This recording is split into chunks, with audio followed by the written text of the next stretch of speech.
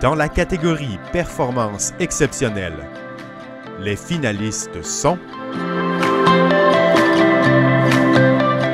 On l'a déjà surnommé Professeur Duracell et le titre lui va à merveille, car Yvan Giroir, enseignant de sciences et de technologie à l'école secondaire Les Etchemins, est un être apparemment infatigable, toujours à l'affût de nouvelles façons d'allumer ses élèves et de faire rayonner le savoir.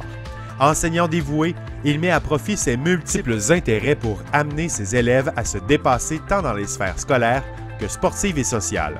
Souhaitant stimuler ses élèves, il leur propose des projets originaux et novateurs.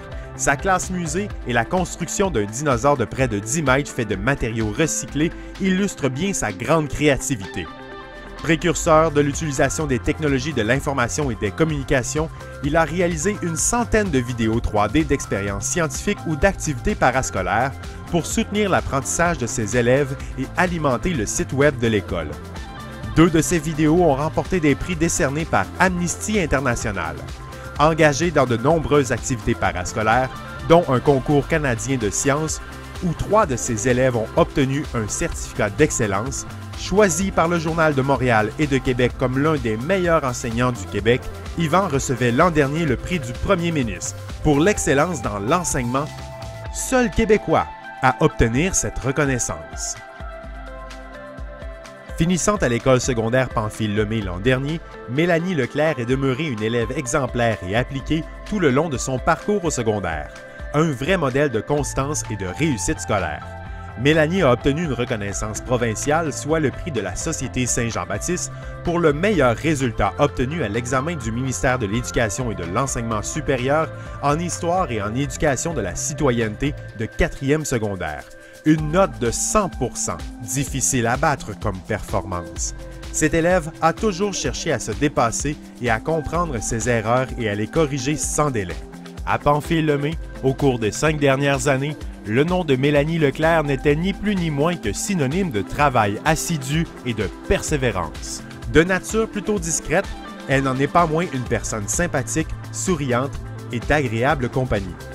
Il est clair que des performances scolaires de cette envergure produisent un effet positif et sont source de grande fierté tant pour son école que sur l'ensemble de la commission scolaire. Mélanie Leclerc mérite toute notre admiration. Madame Mélanie Laflamme, enseignante de musique, a mis sur pied 2 harmonies musicales à l'école du bac.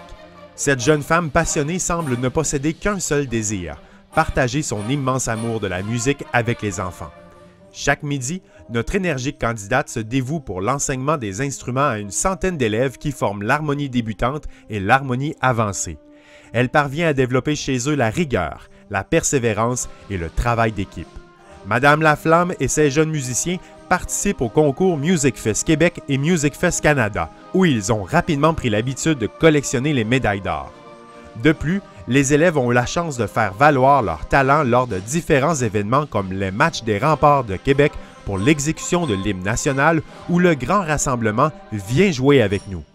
L'harmonie de l'école du bac a su créer un fort sentiment d'appartenance chez les élèves, en plus de rendre toute la population de Saint-Lambert très fière de ces jeunes. Il s'agit d'ailleurs du seul ensemble musical de cette envergure dans une école primaire au sein de la commission scolaire. Bravo et merci à Mélanie Laflamme pour cet engagement exceptionnel.